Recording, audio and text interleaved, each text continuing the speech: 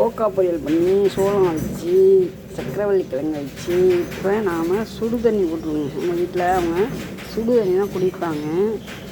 அதாவது சுடு தண்ணி குடித்தா நல்லதான். நமக்கு சுடு தண்ணி இந்த வெயிலில் குடிக்க முடியாது, அவங்க குடிப்பாங்க. சுடு தண்ணியை தான் குடிப்பாங்க, ஃப்ளாஸ்கில் ஊற்றி வச்சுட்டு. அதான் சுடு தண்ணி போட்டுட்ருக்கோம்.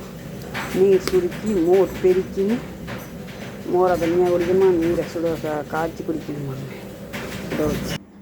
பசங்களுக்கு ஈவினிங் ஸ்நாக்ஸுங்க சோளம் அடிச்சாச்சு. அடுத்தது சக்கரவள்ளி கிழங்கும் வச்சு. சக்கரவள்ளி கிழங்குலாம் குடிங்க ரொம்ப நல்லதுங்க. பசங்க திங்க தான் மாட்டாங்க. நல்லா தூள் எடுத்தீங்க அப்படியே மஞ்சள் இருக்குங்க உரிச்சு வச்சுருக்கோங்க. நல்ல கலராக மஞ்சள் இருக்குங்க.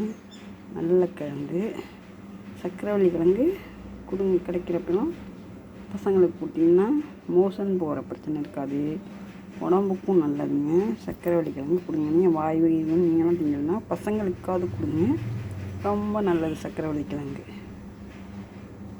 ரொம்ப வெளியே போகாமல் இருக்க பிள்ளைங்களுக்கு இதை அவிச்சு கொஞ்சோண்டு விளக்கெண்ணெய் லேசாக தொட்டு வச்சு கொடுத்தீங்கன்னா உடனே வெளியே போங்க தாராளமாக.